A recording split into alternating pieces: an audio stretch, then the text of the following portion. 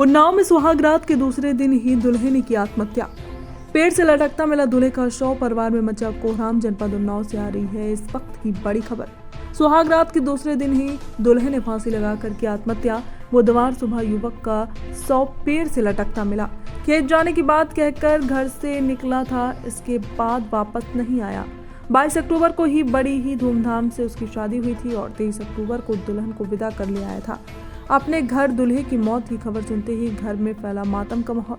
चारों तरफ चीख पुकार मच गई। पुलिस ने शव को पोस्टमार्टम के लिए भेजा।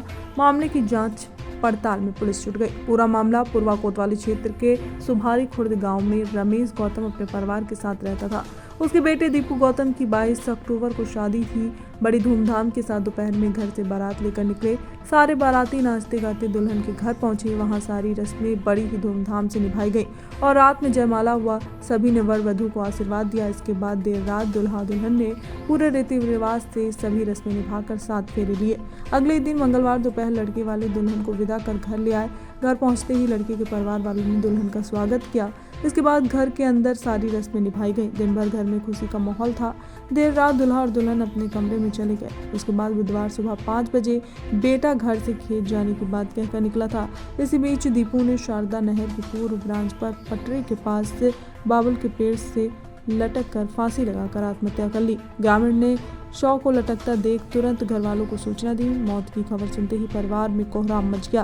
पिता रमेश ने बताया कि दीपू काफी दिनों से परेशान दिख रहा था।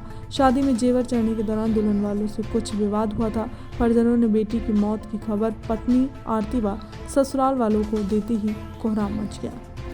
संवाददाता शैलेंद्र सिंह की खास रिपोर्ट। क्या नाम है आपका? सूर्यभान। क्या मामला हुआ था, किस मामले में फांसी लगाई?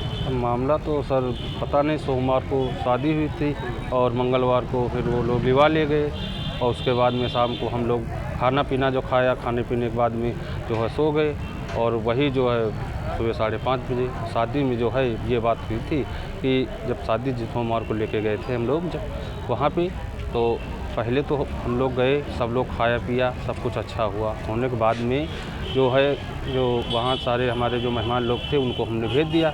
2 गाड़ी हमने रख ली और लड़के गाड़ी रख ली थी। उसके बाद में हम चले आए थे और ये लोग चले आए तो हम लोग वहीं थे। तो बात यही हुई कि सामान और सारा कुछ देने के बाद में हम लोग जो है कहने लगे कि अब हमारी भाई वही ये 2 बजे चालू होता है, तो 2 बजे का हमने टाइम कहा कि चलो कराओ। तो सब लोग भाई वहाँ सो रहे थे, तो वही हम लोगों ने वहाँ पे यही बात हुई और होने के बाद में सामान कहने लगे भाई, हम लोग ले गए थे 5 पत्ती का हार।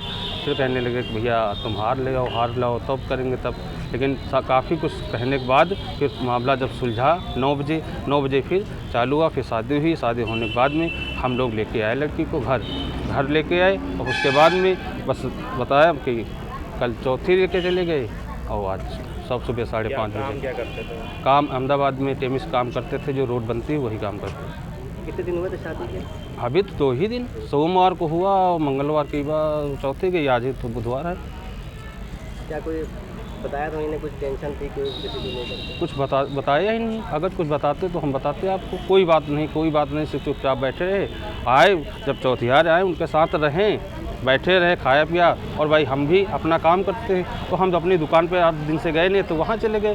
शाम को आए तो देखा तो थोड़ी बहुत दिक्कत थी, तो हमने कहा चलो दवा पानी ले लो। दवा पानी उनको दे दिया और देने के बाद कराने के बाद में बस लेटे, बहनों के साथ लेटे हुए थे और लेटने के बाद सुबह 5:30 बजे उठे। अब क्या उनके दिमाग में था, कैसे था, पता लगा। हम लोग ढूंढने निकले तो पता लगा नहर पे सुसाइड। आप कौन लगते हैं? हम उनके भाई।